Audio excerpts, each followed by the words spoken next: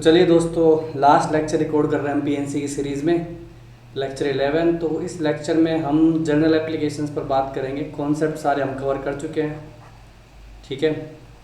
तो कुछ ऐसी मिसलेनियस चीज़ें जहाँ पे हम पीएनसी यूज कर सकते हैं, जैसे कि फंक्शंस में, ठीक है, grid problems, chess board problems, इस तरह की प्रॉब्लम्स में इसमें आज डिस्कस करने वाला हूँ। और शुरू करते हैं। एक सीधा क्वेश्चन उठाता हूँ। Find sum of all numbers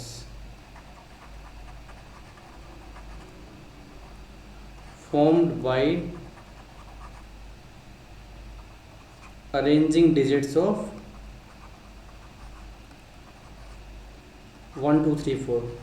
1234 एक नंबर है, उसके डिजिट्स को अगर आपस में अरेंज करें तो बहुत सारे नंबर्स बनेंगे। और कितने बनेंगे? 1 2 3 4 को आपस में अरेंज करोगे आप तो 4 डिजिट्स हैं, 4 डिजिट को आपस में अरेंज किया 4 फैक्टोरियल से 24 नंबर बन गए। तो इन ऑल 24 नंबर्स का अगर मैं सम करूं तो मेरा सम क्या होगा, ये मेरे को पता करना है। कहने का मतलब मैं इनको लिखना चालू करूं तो 1 2 4 3 चलते जाओ, लास्ट में आ जाए मेरे पास 4 3 2 1। तो ऐसे बचपन में जैसे करते थे अपन, वर्टिकल सम कैरी करके कि इन सबको जोड़ा फिर कैरी लगा दिया यहाँ पे, फिर इन सबको जोड़ा फिर कैरी लगा दिया यहाँ पे, इन सबको जोड़ा फिर कैरी लगा दिया, और फाइनली मेरा पूरा सम आ जाता था। तो क्या हम ऑल 24 नंबर्स कैसे लिखेंगे? बिल्कुल नहीं। चैप्टर का मेन मोटो यही है कि हमें एक्चुअल काउंटिंग नहीं करनी है। तो क्या करने वाले हैं, तो बाल को देखो 1 2 3 4। सबसे पहले क्या करूँगा, यूनिट प्लेस वाले कॉलम का सम करूँगा। ऐसे सारे डिजिट्स को जोड़ूंगा। तो आप मेरे को बता सकते हैं 4 इस प्लेस पे कितनी बार आएगा। तो सिंपल पीएनसी का प्रॉब्लम है, 4 को इस जगह पे फिक्स करके 1 2 3 को आपस में अरेंज करोगे आप, ठीक है। तो वो आएगा मेरे पास कितने टाइम्स? 6 टाइम्स। सिमिलरली जब ये काउंटिंग ख़त्म हो जाएगी तो 3 आएगा, कितनी बार? 6 टाइम्स। सिमिलरली 2 भी आएगा 6 टाइम्स, 1 भी आएगा 6 टाइम्स। कहने का तात्पर्य ये है कि एक प्लेस पे अगर आप फिक्स कर देते हो 4 तो बाकी सबको आपस में अरेंज कर रहे हो आप 3 फैक्टोरियल तरीके से। इसलिए मैं क्या बोल रहा हूँ उसको 6 टाइम्स। मतलब कि अगर मैं यूनिट कॉलम का सम करूं, सारे डिजिट्स को जोड़ा तो 4 को जोड़ा 6 टाइम्स, 3 को जोड़ा 6 टाइम्स, देन 2 को जोड़ा 6 टाइम्स, 1 को जोड़ा 6 times, then it turns out to be 6 common ले ले 1 + 2 + 3 + 4 दैट इज़ 60। इसका मतलब मेरा जो ये फर्स्ट कॉलम है, ठीक है, अपना जो ये फर्स्ट कॉलम है, इसका जो अगर अपन देखें तो सम कितना रहा हमारे पास? 60। तो क्या आप सोच सकते हैं कि 10th प्लेस पे भी अगर मैं डिजिट को फिक्स करूँगा तो हर एक डिजिट 3 फैक्टोरियल टाइम्स आएगा। बचे हुए 3 प्लेस, थाउजेंड्स, हंड्रेड्स और यूनिट प्लेस पे आपस में डिजिट अरेंज होंगे 3 फैक्टोरियल तरीके से। तो इस प्लेस सेकंड कॉलम का सम भी 60 आएगा। 6 कैरी लगा चुके हो तो 66। सिमिलरली वापस 6 कैरी, फिर से 66, वापस 6 कैरी, फिर से 66। तो हर एक प्लेस पे हर एक डिजिट 6 बार आ रहा है। तो मेरा हर एक कॉलम का सम यही होने वाला है, ईच कॉलम का सम 60 ही होने वाला है। इस बात में किसी को कोई कन्फ्यूज़न है तो आप सोचो, इस पर थोड़ा दिमाग लगाओ कि मैं एक प्लेस पे एक डिजिट को फिक्स कर रहा हूँ, बाकी को अरेंज कर रहा हूँ, है कि नहीं। तो डिफरेंट नंबर्स कितने बन रहे हैं? 6 बन रहे हैं। ओके, इस पर थोड़ा सा वेरिएशन कर दें। अगर मान लो मैं पर्टिकुलर कोई डिजिट रिपीट कर दूँ, फॉर एग्जाम्पल मैंने नंबर ले लिया 1 1 2 3 4। ओके, अगेन इनको आपस में अरेंज करोगे तो टोटल नंबर्स कितने बनने वाले मेरे पास? 5 factorial divided by 2 factorial, 2 identical हैं, 60 नंबर्स बनने वाले हैं। इन सब का अगर मैं सम कर दूं, ओके, सबका अगर सम करूं 4 3 2 1 1 ऑल 60 का वर्टिकल सम, तो वो क्या होगा? सेम वही चीज़ की बात कर रहे हैं अपने पास यूनिट प्लेस पे। अब देखने में बदलाव क्या आ रहा है, मैंने एक डिजिट रिपीट कर दिया, अगेन कोई और ज़्यादा डिजिट भी रिपीट कर सकते हैं, 1 1 2 2 3 भी कर सकते हो। तो मोर और लेस मैं तो क्या करता हूँ कि किसी भी कॉलम में जब सम करता हूँ तो पता करने की कोशिश करता हूँ कोई भी पर्टिकुलर डिजिट कितनी बार आ रहा है। मान लो मैं 1 को फिक्स कर दूँ इस प्लेस पे, तो अरेंज किसको कर रहा हूँ? 1 2 3 4 को। तो ये बाय सब आए 4 फैक्टोरियल। यहाँ पे मैंने 2 को फिक्स किया तो आप अरेंज किसको कर रहे हो? 1 1 3 4 को। तो ये आ गया 4 factorial divided by 2 factorial, identical है ना दो वन वहाँ पे। तो देखो सिंपल अरेंजमेंट हो रहा है, 1 1 2 4 सेम, 4 के लिए जाऊँगा तो ये भी 1 1 2 3 सेम। ओके, तो मेरा यूनिट कॉलम का अगर मैं सम की बात करूँ, यूनिट कॉलम के सम की बात अगर करें तो ये भाई कितने हो गए, 1 आया 24 टाइम्स, 2 आया 12 टाइम्स, सिमिलरली 3 भी आया कितनी बार 12 टाइम्स, 4 भी आया कितनी बार 12 टाइम्स। 12 कॉमन ले लिया जाए तो 2 + 2 + 3 + 4 दैट इज़ 11। तो ये हो गया मेरे पास 2 1 3 2। तो मेरे यूनिट कॉलम का सम कितना आ रहा है 1 3 2, और इसको कंक्लूड करने में कोई तकलीफ नहीं होगी आपको कि बाकी सारे कॉलम का सम भी 132 ही होगा, ठीक है ना। जब तक जीरो नहीं आ रहा तब तक तुम फ्री हो अरेंज करने के लिए। तो जो अरेंजमेंट आपके यूनिट कॉलम में हो रही वैसी अरेंजमेंट आगे वाले कॉलम्स में भी होगी। इस बारे में अगर किसी को कोई दिक्कत है तो कमेंट सेक्शन में बताएं, ठीक है। 13 कैरी कर दिए, 132 + 13 155। हाँ कितना हो गया मेरे पास 13 145, तो कितना कैरी हो गया यहाँ पे 14। 132 + 14 दैट इज़ 146, 14 कैरी हो गया। फिर से वापस 146, 14 कैरी हो गया, वापस 146। ये सम आ गया हमारे पास। कोई दिक्कत किसी को, आराम से हो रहा है, कोई लोड नहीं है। सिंपल आप अरेंज कर दो तो कोई भी वेरिएशन डिज़ाइन कर सकते हो आप। एक और ले लेता हूँ आपके लिए, 0 डाल देता हूँ, जैसे कि 1 0 2 3 4। इसको अगर आपस में अरेंज करो तो फिर कितने नंबर बनेंगे मेरे पास। सबको अरेंज किया 5 फैक्टोरियल, -0 को आगे कर दे तो 4 फैक्टोरियल, तो लगभग अपने पास 96। ओके, एग्जैक्ट आंसर मेरे पास 96 नंबर्स हैं। इनको भी सेम ऐसे ही अगर मैं वर्टिकल कॉलम सम करूं तो क्या आने वाला है, वही चीज़ करोगे आप भी। हर एक प्लेस पे 1 कितनी बार आएगा। अब अरेंजमेंट हो रहा है 0 2 3 4 का, 4 factorial -3 factorial, same philosophy 18 24 - 6। Similarly यही केस 2 के लिए होगा, यही केस 3 के लिए होगा, यही केस 4 के लिए होगा। यूनिट प्लेस पे 0 को काउंट करने की कोई ज़रूरत नहीं है, उसका सम तो 0 ही होने वाला है सेम। तो मेरा यूनिट कॉलम का सम कितना हो गया, दैट इज़ 1 × 18, 18 बार 1, 18 बार 2 और 18 बार 3 और सेम 18 बार 4 भी आ रहा है। तो ये हो गया 180। मतलब मैं यूनिट कॉलम का सम करने गया तो मेरा सम आ गया कितना 180, तो 18 कैरी हो गया। अब इसमें कोई किसी को तकलीफ नहीं होगी कि यूनिट प्लेस पे भी मेरे पास यही सम बनने वाला है, ठीक है ना। 10th प्लेस पे तो 180 + 18 198, 19 कैरी। 100 प्लेस पे भी यही सम बनने वाला है तो 199। 1000 प्लेस पे भी 10,000 प्लेस पे भी 1000 प्लेस पे भी यही सम बनने वाला है मेरे पास 199। अब 19 कैरी। अब इसमें सतर्क होने की आवश्यकता अपने को कहाँ पे, लास्ट पे 5th प्लेस पे जो सम निकाल रहे हो। और वो क्यों, क्योंकि 0 पीछे तो अरेंज हो ही सकता है ना, उसमें तो कोई दिक्कत नहीं है। तो फर्स्ट प्लेस पे 0 का प्रॉब्लम था इसलिए मैंने वो अलग से निकाले। बाकी अगर फर्स्ट प्लेस पे 1 को डालोगे तो अरेंज किसको कर रहे हो 0 2 3 4 को।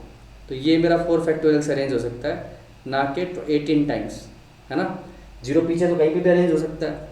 सेम केस आप 2 के लिए बोलोगे, सेम केस 3 के लिए, सेम केस 4 के लिए।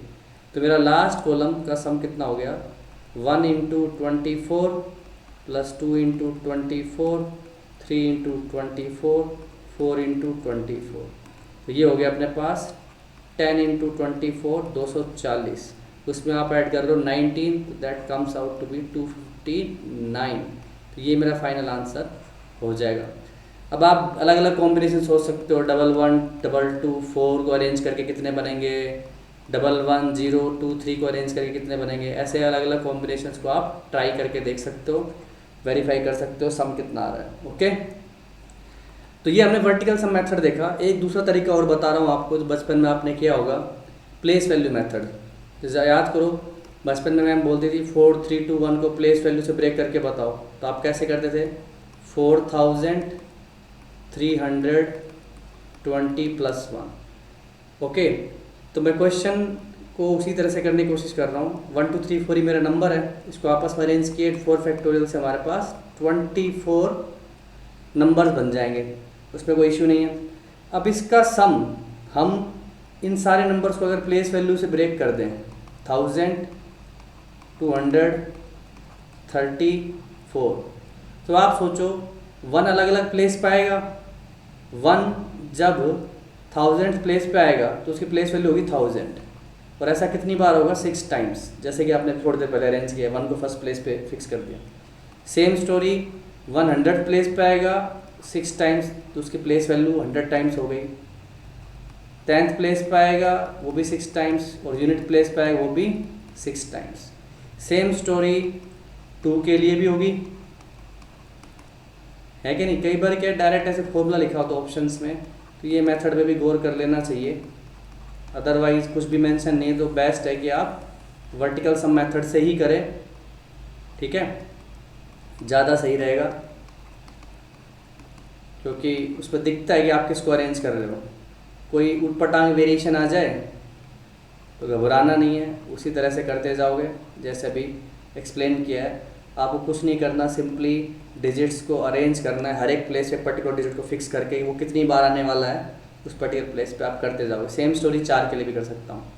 ऐड कर दिया बाल को टॉप टू बॉटम, तो ये हो गया मेरे पास 10 into 1000 into 6, 10 into 100 into 6, 10 into 4 वाली लाइन नहीं लिखी है, उससे कंफ्यूज नहीं होना है, लिखी हुई है, देखते ऐसा आप अज्यूम करके चलेंगे। तो अब इसको देखो मैं क्या लिख सकता हूँ, 10 1000 100 10 प्लस 1 इंटू 6। अब ये देखिए क्या निकल के आया मेरे पास, ये जो 10 है that is your S, sum of digits. ये बन गया एक जीपी, 4 डिजिट का नंबर है तो आप सीधा लिख सकते हो 4 माइनस 1 अपॉन 10 माइनस 1 इंटू 6 कैसे आया? 3 फैक्टोरियल से। तो एक तरह से डायरेक्ट फॉर्मूला बन गया आपके पास, सम ऑफ डिजिट्स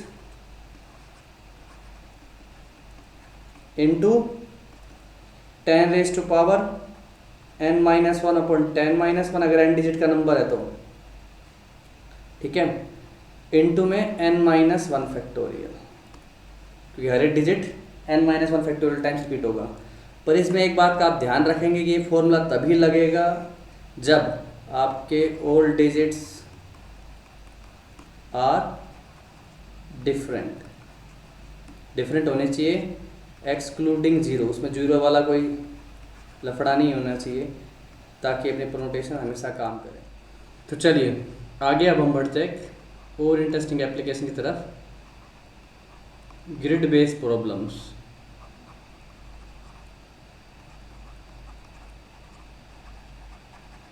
ठीक है, तो जैसे अपनी नॉर्मल एक्स वाई एक्सिस होती है वैसे मैं ग्रिड बना लेता हूँ। ठीक है, एक ग्रिड बना लिया हमने, और रैंडमली इसमें कुछ हॉरिजॉन्टल लाइंस वर्टिकल लाइंस डाल देता हूँ, और ये मेरे पास हो गया। चलो 1 2 3 4 5 6 7, ये होगी अपनी 8। 0 1 2 3 4 5 6 7 8, ऐसे कुछ वर्टिकल लाइंस भी ड्रॉ कर देता हूँ। ओके, 4 5 6 7 8 और ये 9, 1 2 3 4 5 6 7 8 9। ठीक है, ये ग्रिड बनी हुई है। अब एक सिंपल से प्रॉब्लम ले, मान लो एक रोबोटिक स्पाइडर है। ठीक है, robotic spider walking along the grid, robotic spider walking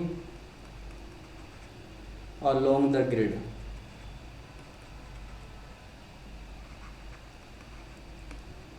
okay, in how many ways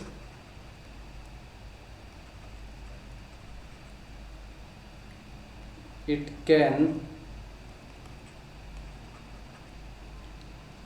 go from 0,0 to 9,8। ठीक है, यही है अपना ग्रिड का। If only forward and upward moves are allowed, upward moves are allowed। Okay, तो फिर आप कैसे करोगे इसको, मतलब कितने तरीके से पहुंच सकता है। तो एक ऊपर इस पर थोड़ा नज़र दौड़ाई जाए तो एक तरीका तो ये है कि सीधे सीधे जाए और सीधे ऊपर चली जाए, एक तरीका ये हो गया। या फिर ये zig zag zig zag zig zag zig zag, तो ऐसे बहुत सारे मूव्स बन सकते हैं। Only forward and upward movements करनी है आपको। ठीक है, सीधा जाए फिर ऐसे हो जाए फिर ऐसे हो जाए, इस तरह से चला जाए। तो ऐसे डिफरेंट डिफरेंट पाथ बन सकते हैं। तो कितने तरीके से आप कर सकते हो, तो इसको काउंट कैसे करेंगे। तो जैसे कि मैंने बोला कि रोबोटिक स्पाइडर है, ठीक है, इसमें हमने क्या करना है, इसको कमांड देनी है। अगर इसको कमांड मिली F तो फॉरवर्ड मूव हो जाएगी, U मिली तो अपवर्ड मूव हो जाएगी। तो ऐसे सोचो हमारे पास ये किसी भी पाथ से जाए, इसको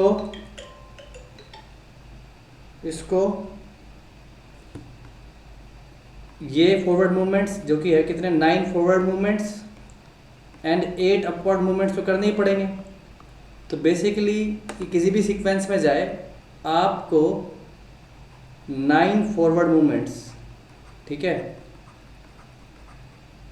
एंड 8 अपवर्ड मूवमेंट्स, इनकी एक सीक्वेंस बनानी है। उस सीक्वेंस को जैसे भी ये रीड करेगी वो आपका अलग अलग तरीका हो जाएगा।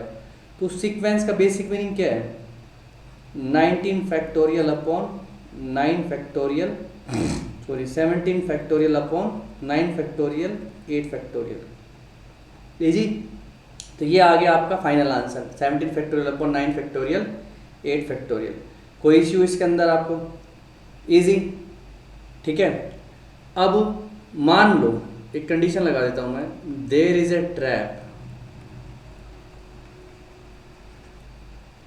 एट पॉइंट ए पॉइंट बोल देता हूँ, let's say 3,5।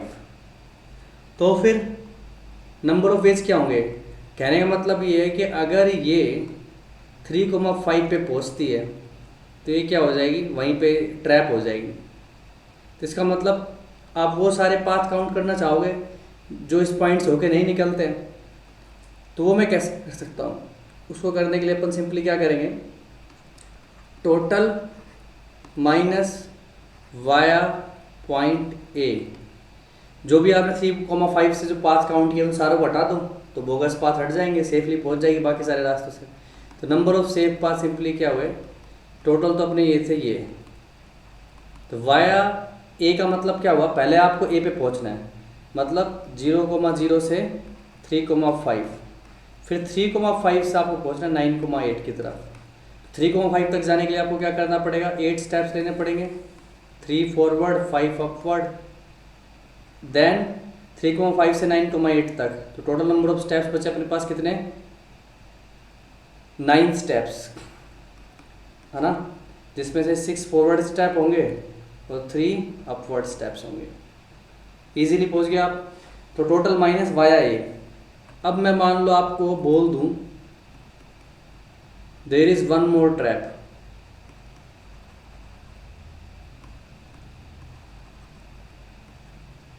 One more trap at point B that is 6,7। ठीक है, यहाँ पे भी ट्रैप है। तो इसका मतलब ये हुआ कि अगर ये ए पॉइंट तो ये हो गया, दूसरा मेरा हो गया 6,7, वो ट्रैप है यहाँ पे। इन दोनों में से अगर किसी भी पॉइंट में अगर ये पहुँच गई तो मर जाएगी, ठीक है ना। तो फिर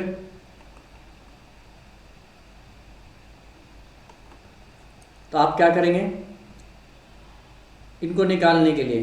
तो मतलब मैं चाहता हूँ अगर ये सेफली पहुँचना चाहते हैं तो नीदर ए नोर बी, ना तो ए ट्रैप से गुजरे ना बी ट्रैप से गुजरे। तो इसको पता है आपको कैसे निकालते हैं, total minus n of A union B. ध्यान रखना यूनियन आइदर ऑफ ट्रैप में से अगर निकल गई तो दोनों से मर जाएगी। टोटल आपको ध्यान है 17 factorial upon 9 factorial 8 factorial. Union का मतलब क्या हुआ, n A plus n B minus n of A intersection B. Okay, तो 17 factorial 9 factorial 8 factorial via A का मतलब 3,5। तो पहले 3,5 पे पहुँचे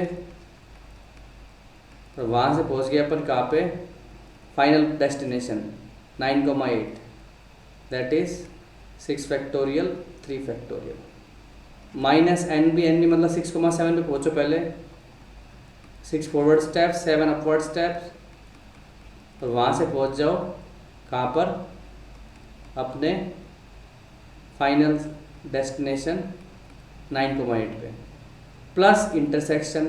अब इंटरसेक्शन का मतलब क्या है वो ध्यान से देख लो।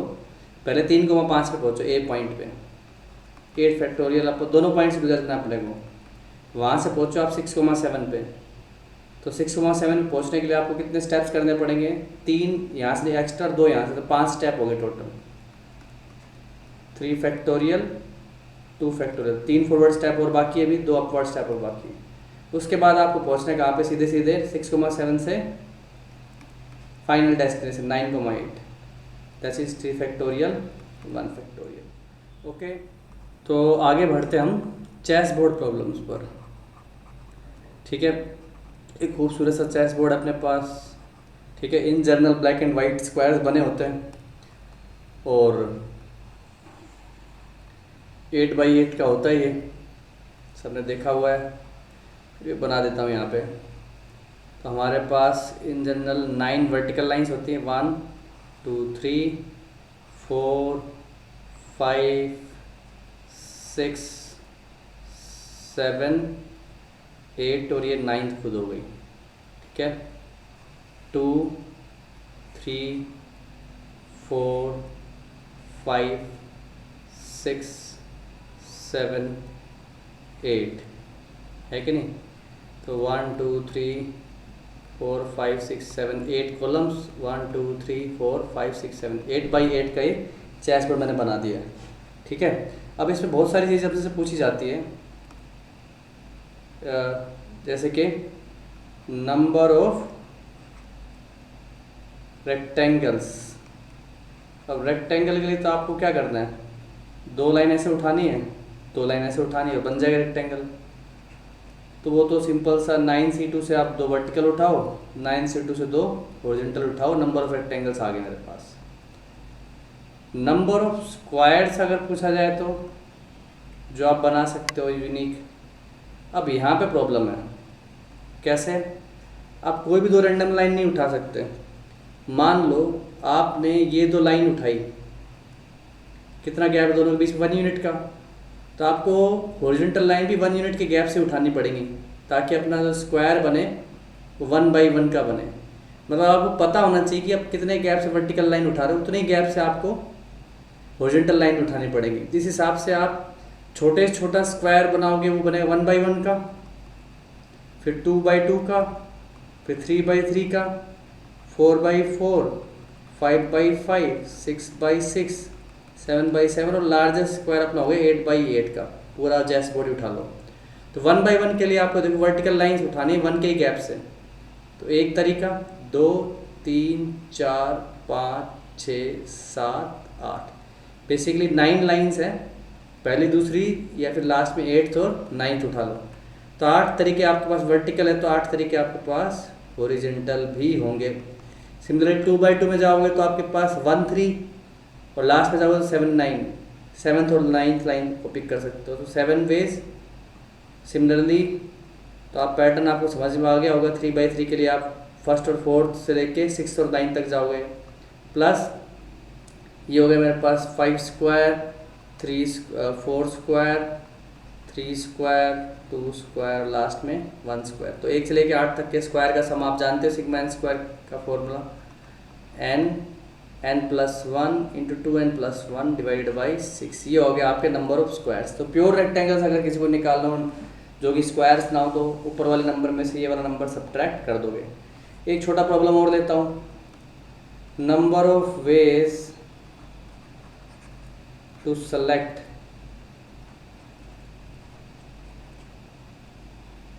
टू स्मॉल स्क्वायर्स, स्मॉल कहने से मतलब स्मॉलेस्ट 1/1 वाले 1/1, सो दैट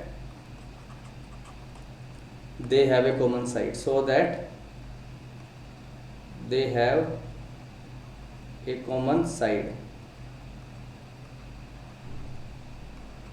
ओके, दोनों में कॉमन साइड हो तो ऊपर देखो, अगर मैं हॉरिजॉन्टल चेस की अगर बात करूँ, हॉरिजॉन्टल लाइन में अगर जाने की बात करूँ तो ये है एक तरीका, एक साइड कॉमन है, या फिर ये कितने हो गए मेरे पास, काउंट करके देखो 1 2 3 4 5 6 7, तो 7 तरीके किसी भी एक रो के अंदर देखो तो सिमिलरली 7 तरीके यहाँ पे भी होंगे। तो ऐसे करके मेरे पास टोटल 8 रोज हैं। तो मैं कह सकता हूँ अगर आप हॉरिजॉन्टली छांटना चाह रहे हो तो 8 रोज है, हर एक के अंदर 7 तरीके हैं। सिमिलरली ऐसे ही केस मेरे पास वर्टिकल भी बनाए जा सकते हैं, सेम जैसे आप हॉरिजॉन्टल छांट रहे हो सेम वैसे वर्टिकल भी ले सकते हो। तो 1 1 2 मेरे पास ये आंसर आ जाता है। ठीक है, एक और इम्पोर्टेंट चीज़ डिस्कस कर सकता हूँ आपके साथ कि कई बार क्या होता है कि हम ऐसे प्रोबेबिलिटी वगैरह में देखना पड़ता है कि पर्टिकुलर स्क्वायर्स को सेलेक्ट करना है जिसके एडजेसेंट कितने स्क्वायर है।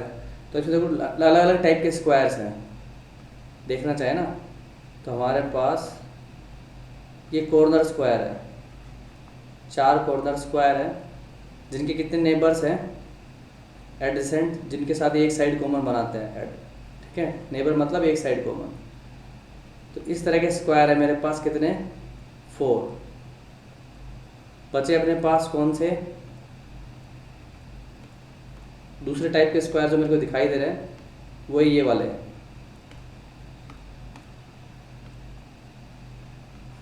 ये देख लो 6 स्क्वायर्स, यहाँ पे भी हैं, यहाँ पे भी हैं और यहाँ पे भी हैं। तो ये इस टाइप के जो स्क्वायर्स हैं कितने हो टोटल मेरे पास 24। इनके अगर देखोगे आप तो सिर्फ कितने नेबर्स हैं, कितने लोगों के साथ कॉमन साइड बना रहे हैं, यहाँ से यहाँ से यहाँ से 3 के साथ। ठीक है, ये थे 2 के साथ कॉमन साइड बना रहे थे, ये 3 के साथ कॉमन साइड बना रहे हैं, बाकी बीच के जो भी बच गए अपने पास। ठीक है ना, ये वाले कितने हैं टोटल, ये 6 × 6 36 स्क्वायर्स। ओके, बचे हुए 36 स्क्वायर्स, इन सब के 4 हो गए अपने पास। तो ये डाटा काफ़ी काम आ जाता है कई बार अपने। ओके, बीच में जो ये बन रहे हैं हमारे पास, ये जो है टोटल अपने पास इस तरह के जो स्क्वायर्स हैं चारों तरफ से कॉमन साइड्स बना रहे हैं। तो ये वाले स्क्वायर्स हो गए अपने पास, कितने बचे हुए 36। कितनी कॉमन साइड्स बना रहे हैं, 4 कॉमन साइड।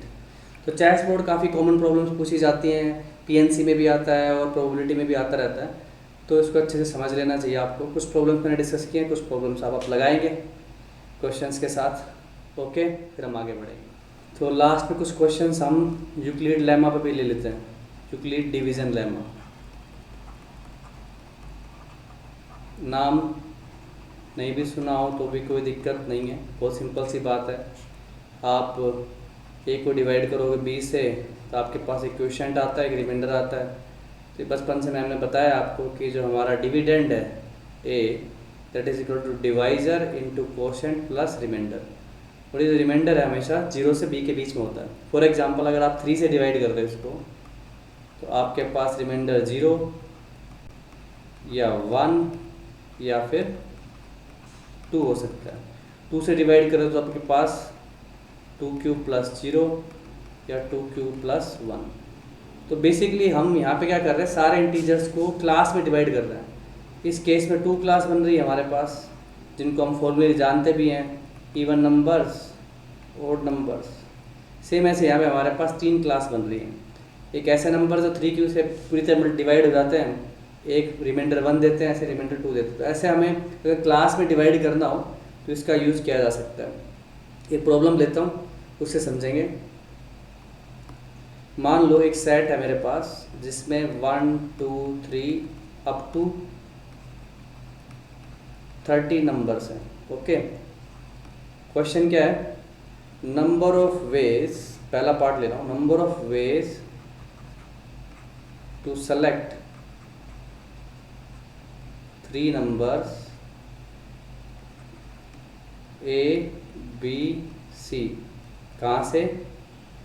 सेट A से, such that they are in AP।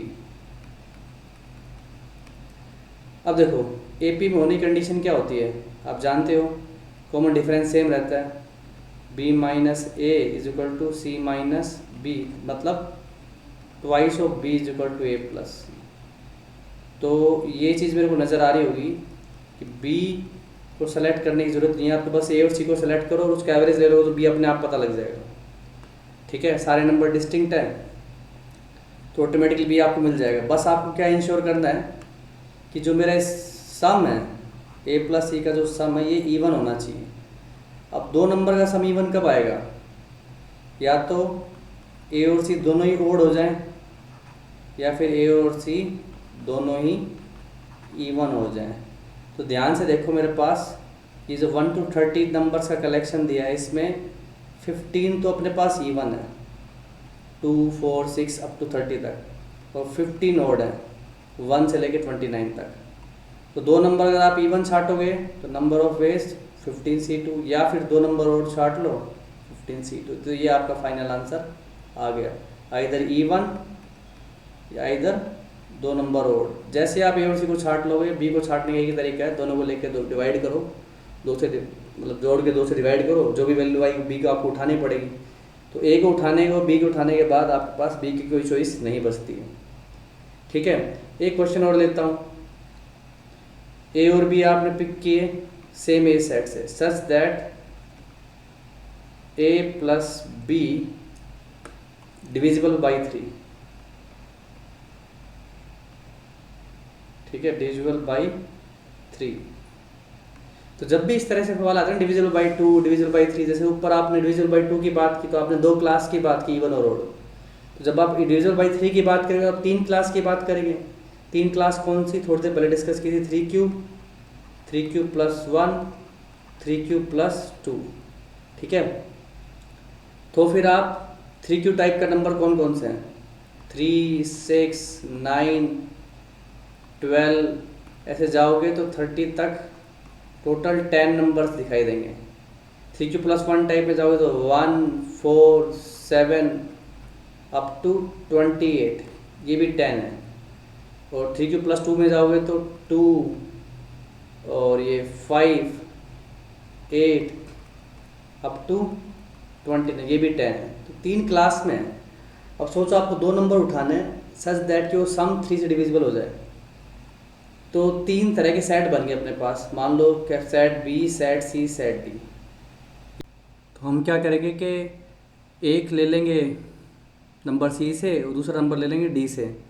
तो आपने बेसिकली क्या किया है, या 2 नंबर उठाओ B सेट से, या फिर एक एक नंबर उठाओ C और D सेट से, तभी अपना सम 3 से डिविजिबल हो पाएगा। तो 3 वाले सम के लिए अपन क्या करेंगे, 2 नंबर उठाए B सेट से, दैट इज़ 10C2, या फिर एक नंबर C से D से, मतलब 10C1 इंटू 10C1। ठीक है, तो फाइनल आंसर क्या हो अपने पास, 10C2 plus 10C1 into 10C1, that is 40।